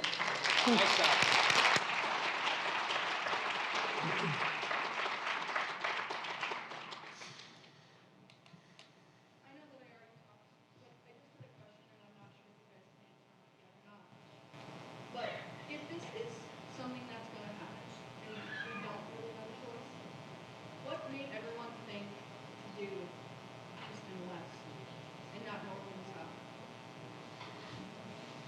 Because driving from, like I said, I live off of Roosevelt, and I'm going to each end of the spectrum. I'm in the small portion that gets put with the other side. And then another question, why does everything have to change all at once? Is it possible to close one? And then in a few years see how it goes and do another? Like I know these people are passionate, they don't want it to close, and I don't either. But seeing how it looks online and how this is all going, it doesn't look like it's really not an option that you guys have. I know that we have this and all that, but is there any way that we could like slow it down? Not everything all at once. I know we'll still be in the deficit or whatever, but it is a lot for little kids. It is. It's a lot for me. And I'm a grown adult, so I can't imagine for kids who are still processing emotions out. But like she said, I would love if even in the next one we could talk about all the questions, because that helps me. I've lost sleep about this because I have such bad anxiety, but you know, these questions people are asking are important, and even just answering a couple help efforts. There's all these people here who are struggling with this. But thanks for that. Thank you. We have to wait till.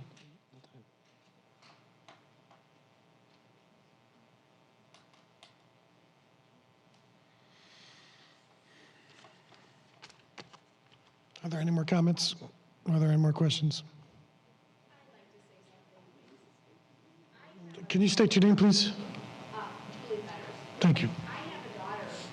First of all, I graduated at Harlem. My daughters live here. I've got grandkids in the district now. And I have 4 young grandchildren. My daughter is a single parent. I know she's not the only single parent that's going to be impacted by this. She's going to have 4 locations to go to if this goes through. She's got one will be at Ralston, one will be at Loves Park, one will be at Parker Center, and the baby has to get to daycare, and she has to drive back home to River Lane to start her job at 8:30 so she doesn't get fired. How is this putting the kids first? It's not in any way, shape, or form. And I know there are many, many single parents who don't have anyone to help them. They're on their own. How are they going to be able to make this work? You guys have got to put the kids first. And this scenario 7 is not in any way, shape, or form putting any of the kids first. None. I beg of you guys to rethink this and make a smart, wise decision for the kids. Thank you. Thank you.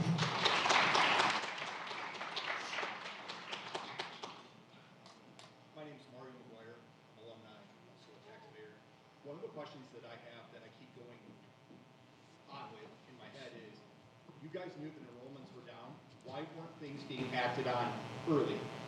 Why would you wait until it got to this point and then make a big stink about the $3.1 million and all of that? To me, it looks like paralysis by analysis. You guys need to be able to act, and you need to be able to be agile in these decisions that you make instead of waiting until it's to this point. Take a page out of the book of the Rockford School District. Look at how big of a dumpster fire it's been. And it only continues to get worse. You guys are committing a lot of the same sins that district did by waiting until things got as bad as they did. And then what do? you start making knee-jerk reactions. What does that do? That makes all these parents show up angry because something wasn't done early. That's all I have to say.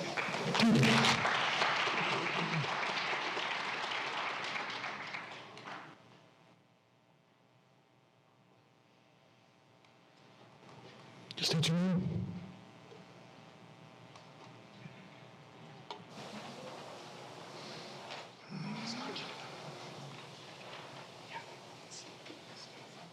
My name's Peyton Filipowitz, and I'm a senior at Harlem. I want to go into education. I'm actually an intern at Olson Park, and I love Olson Park. It has truly changed my life. And I want all of you to know that this is not only affecting your students, it might change your life, but it turns all of us upside down. Your number one thing is community, but this is driving the community away from each other. And unfortunately, it's driving future educators away from this district because we don't want this for our children or our future students. I'm thankful for everything that this district has given me, but if this is what my future looks like, I don't want to be a future educator. I have so much passion for changing a student's life, but not this way. I want to change my students' lives the entire opposite way of what you guys are doing. Thank you.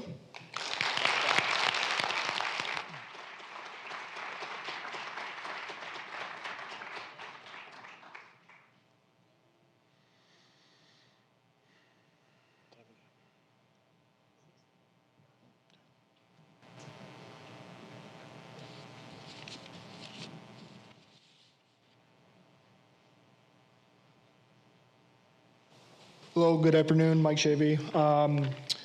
Harlem graduate, class of 09, went to Maple. Kind of sucks that, we're talking about closing elementary in, certain neighborhoods because a lot of my fondest memories come from those different schools and scenarios and things like that. My biggest thing, and it's not going to take 3 minutes, is there's been a lot of questions asked, and I would like to know some of the answers to those. So is there a place that these answers will be given out? Is it on the website or anything like that? Can you answer that now, or is that something for later? So a lot of the questions that you're asking tonight, we're taking notes, we're recording it. It will be on the website, but two, we'll use some of that to base some of our PowerPoint tomorrow where we address some of the questions that's being asked today. Okay, great. One question to add to that is, what is the average class size now with the way the district is written versus the average class size of the proposed scenario 7? Thank you. Thank you.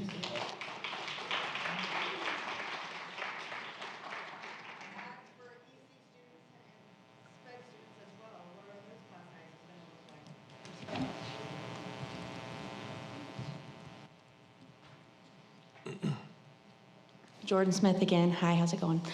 So I had a question because about the Advanced Learners Program. And I do understand that that would phase out if this scenario would take place. And I do see that there would be chance for possible fourth, maybe fifth possible fourth grade honors programs to help with those. My concern comes with my son, who's been in enrichment since Parker Center, early childhood center. He's always been in the boost group. He's always been in enrichment classes. His teacher at his last conference said that she's just trying to find things for him to do, and now he's in 2nd grade. We've been mentally preparing for his initial possible point to get into the Advanced Learners Program. He's been in the 80th and 90th percentiles for reading and math on all of his iReady scores. He wrote something for you guys today. Hello, my name is Emmett. I go to Ralston and I'm in 2nd grade. I would like to talk about the Advanced Learners Program. I have been in enrichment since preschool at Parker Center. Parker Center helped me grow a lot. For me, school is easy and I want a challenge. The Advanced Learners Program would give me that. If it was gone, all the kids who worked hard like me to get there can't do it anymore, which means less learning. Thank you for listening.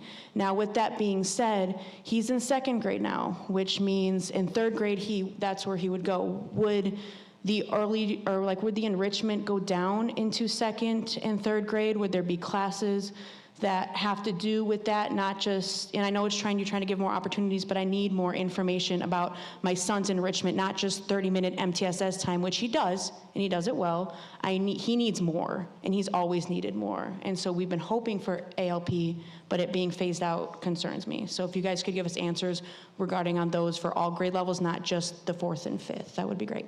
Thank you. Thank you.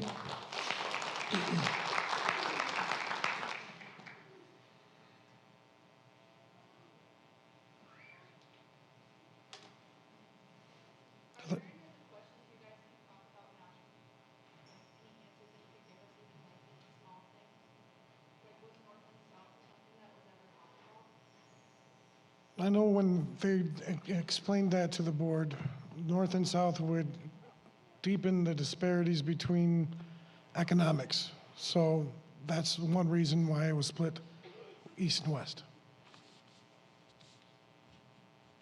in the proposal.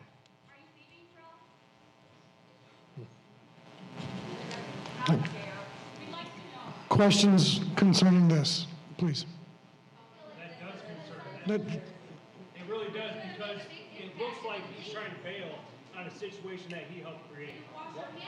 Shit's going down to bail out.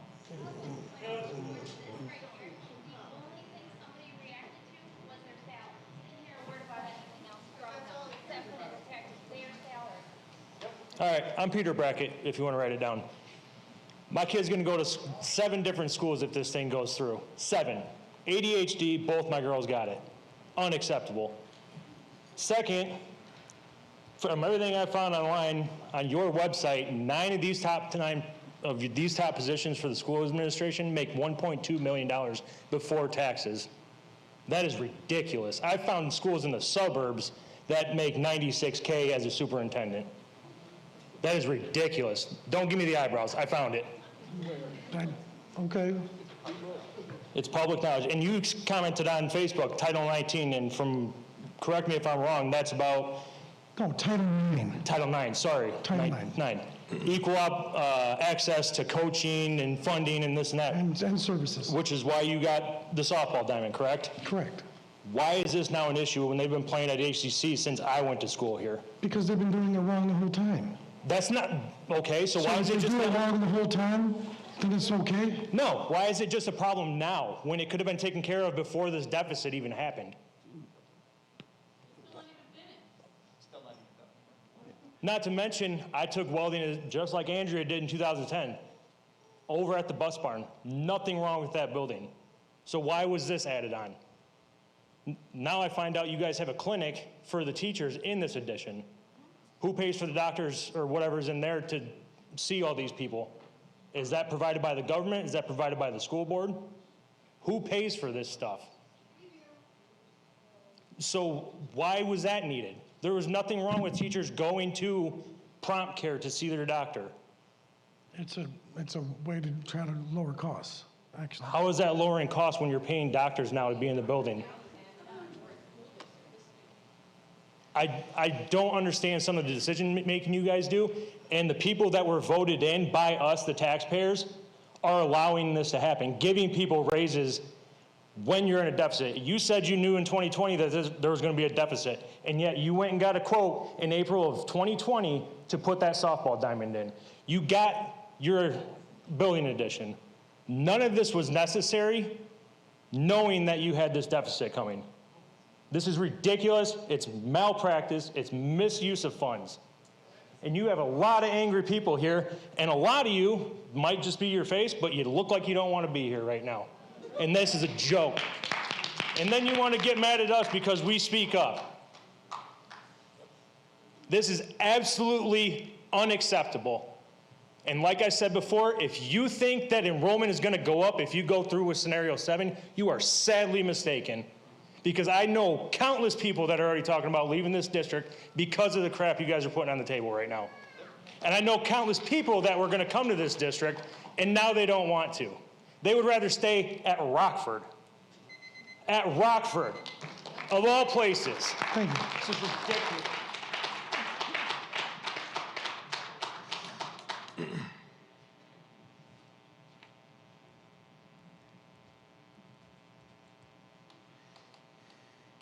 Is there a possibility of making it less? Like taking one school out instead of two? Because essentially it feels more like we're taking three. I know one school will still have people there, but you're moving those kids as well, so it's like you're shutting down three at once. Is there a possibility over time to make it smaller and not such a huge change all at once? I'm only asking these questions because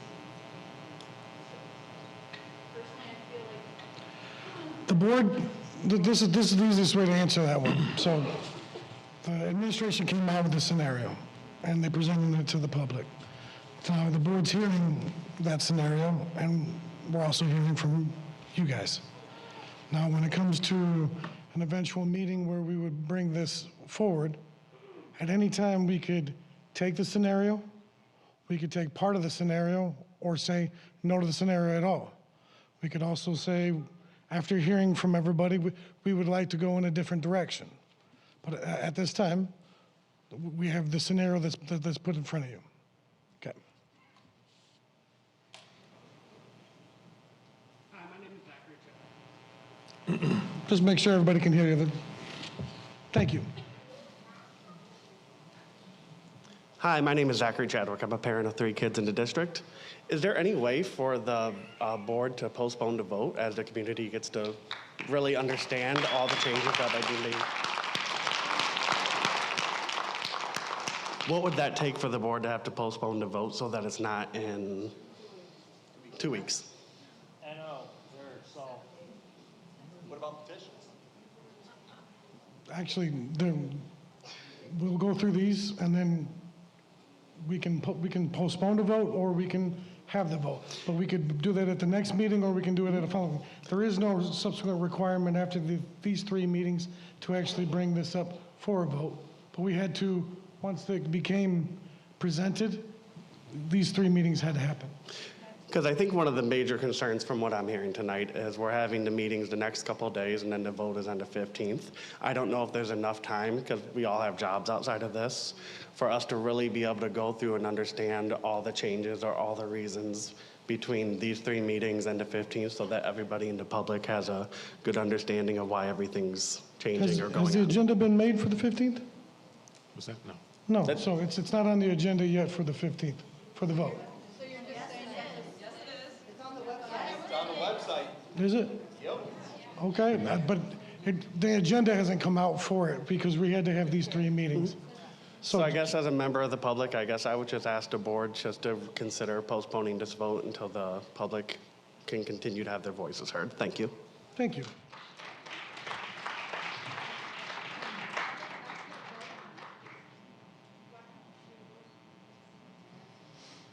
Rachel.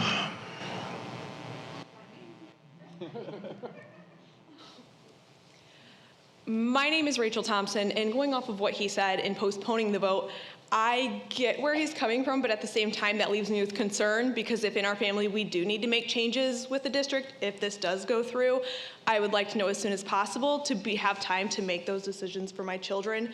And this is just something that I do not want to go on and linger, and you guys give us an answer come March or April and leave all of us families kind of in shambles, trying to make last-minute decisions for our children come the next school year.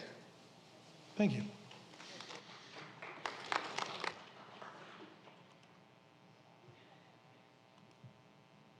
Sorry, I couldn't see.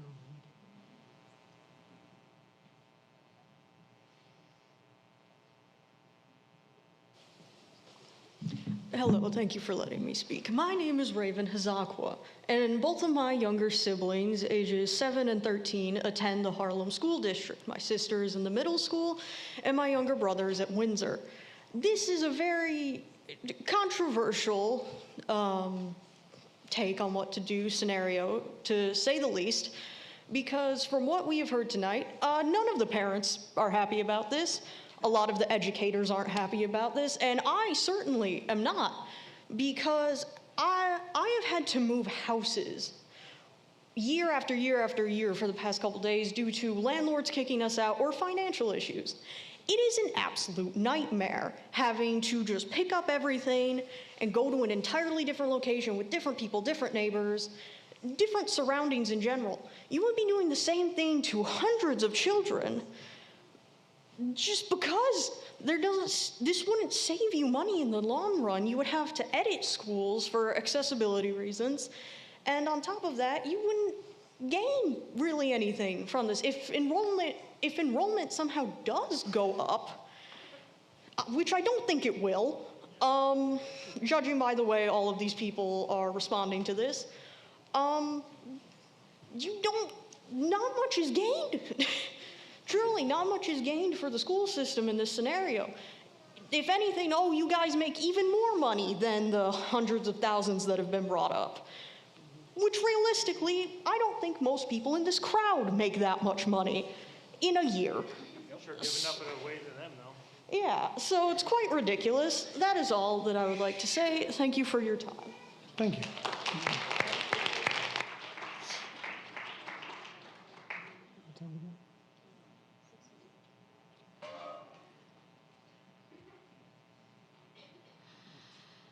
Are there any comments or any more comments?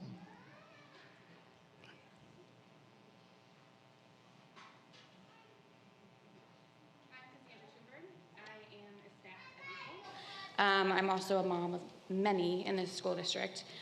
I won't take 3 minutes, but I just want you to write this down. I know I heard a lot of people say STP, they have people in Learning Lab, Pup Lab. My concern is I have a daughter who has CP and multiple other disorders. She is in a gen ed classroom, I'm blessed on that end. She goes to McChesney now. My concern for her is she has a lot of pull-out minutes. I know that legally you guys have to abide by her IEP. But I want to know, with how frequent she's going to get bounced around, what is that going to look like for her? Is she going to get pulled out? Is she going to go in a specialized classroom where she can be independent, but not people around her teasing her, making fun of her? She has situations now that she's trying to figure out, but at the end of the day, I don't need her pulled out into a classroom that has 6 or other teachers helping other kids too. They need their own space. They need to be able to have that one-on-one, and I want to know what that's going to look like for her future. Thank you. Thank you.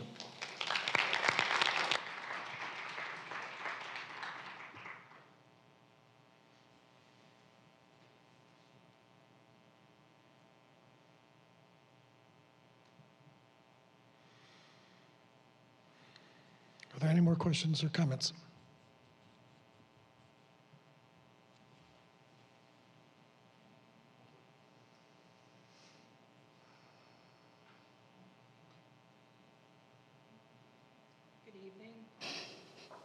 Yep. Good evening. I'm Christine Barnett. I am also an alum. My husband is an alum, and we've brought our daughter up within the Harlem system before she was born.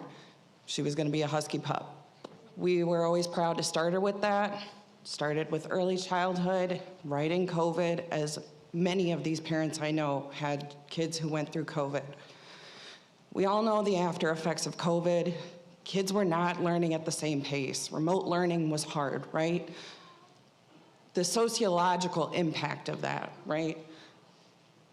You're hearing from parents talking about the 2-year ban, what the trauma, what that's gonna be. I don't know about you, but I remember being in elementary school and being in 3rd grade saying, I can't wait to be a 6th grader. You know, simple things like that. You learn from your atmosphere. And those 2-year bans, there's no time to learn. There's no adjusting. All of those aspects of it are ripped off from these kids. They're gonna have to regroot, reground themselves, be the new fish in the new pond. That is a big part of our problem in all of this, is there's no concrete stability in this. And that's hard to put your kids in when we're already living in an economical time where nobody knows how we're running around, right? Everybody has something waiting on them of how is this going to be accomplished. And we want to do better for our kids. And we're asking you as a board, this does not feel right. This does not feel okay to give to our children. These are our legacies. These are what we're investing into. Your addition here to the high school has been a hot topic at my dinner table. I see it as it was an investment, right? We're looking to bring more of a higher enrollment. That is understood at my dinner table. But when you invest in something, there is that deficit for a while. It's gonna take time. And in the sociological waters of Loves Park, McChesney Park, nobody's gonna move out of their houses right now. We have children moving in with their parents to be in the district. We're having people not moving out of houses. That's the reason why enrollment's down.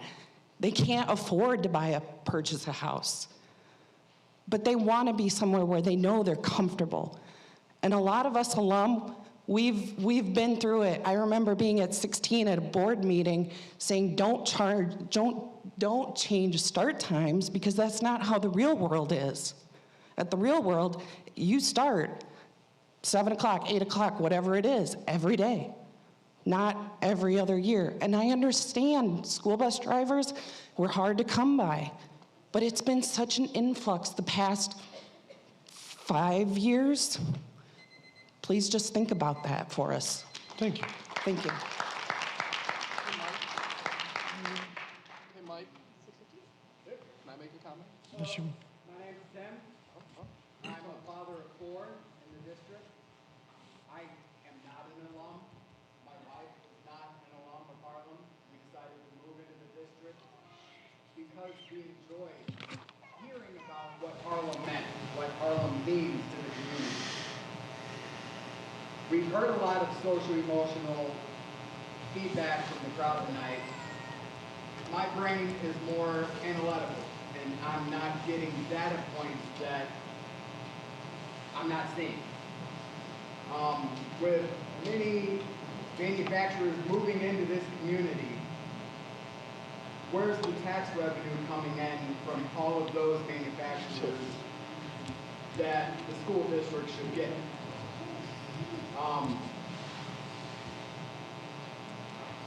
There's a reason why the district has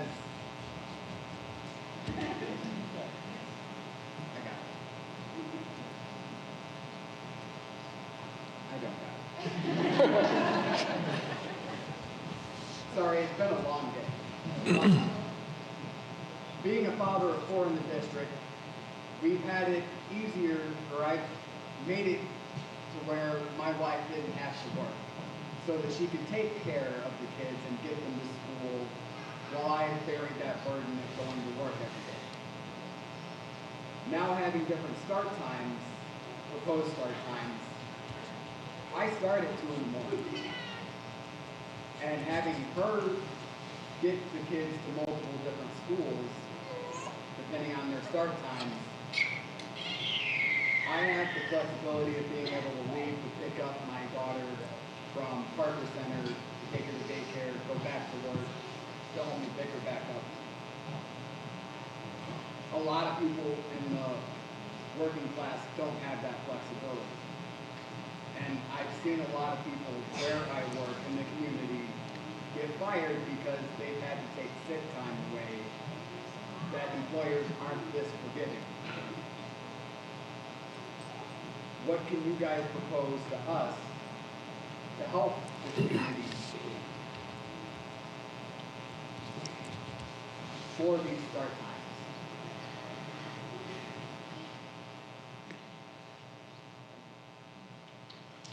Thank you. Aaron, you want to say something? I just wanted to make a comment. You're not your mic on. Oh, there we go. There we go. You know, first of all, I want to let you guys know, and I think I'm not speaking on behalf of all the board members, but I am speaking on behalf of myself, and I think the board members are going to agree. A lot of people stated that we already had our minds made up, and that's not necessarily the case, that this is just a formality so we don't get sued. I've taken notes, I've seen Kurt, we've all taken notes on this. I want you to know that, like, I look at this district too, like, my kids both went through this district. I'm looking at now some of my, younger friends, their kids are now going through this district. Like, we're taking everything into account. And, I get it, it's frustrating. There's no perfect solution to any of this. These meetings are important. If I didn't think it was important, let's be honest, I have a full-time job, if I didn't think these were important, I wouldn't show up as long as we had a quorum present. But they're important. And there's a lot of things, there's 17 of us that are kind of making decisions. Not every scenario we can't think of every scenario. So I just want to let you know, is it going to be the end point? Is it a starting point? It's modular. Like Mike said, we could pick one piece, we could pick another piece, but I want you to know that I think the rest of the board, you're being heard. You're being heard, and like I said, we're gonna go through this tomorrow, and it's a tough decision, but you're being heard. There's no right answer, but as a board, we want to get it as close to that as possible. So just know that. And if scenario 7's it's it. If it's not, it's not. But we need to hear from you guys. And I think I can speak for the rest of the board members that we're taking this super seriously. Like, this isn't something that we're just gonna, flip a switch and think that it's gonna be okay. So I think my other board members would agree with a lot of my statements. I tend to ramble on sometimes, but I just want you guys to know you're being heard. You're being heard. So, and thank you for coming. Really, thank you for coming. I need a motion to adjourn. Motion. Second. Those in favor? Aye. Thank you guys for coming. Thanks, everybody.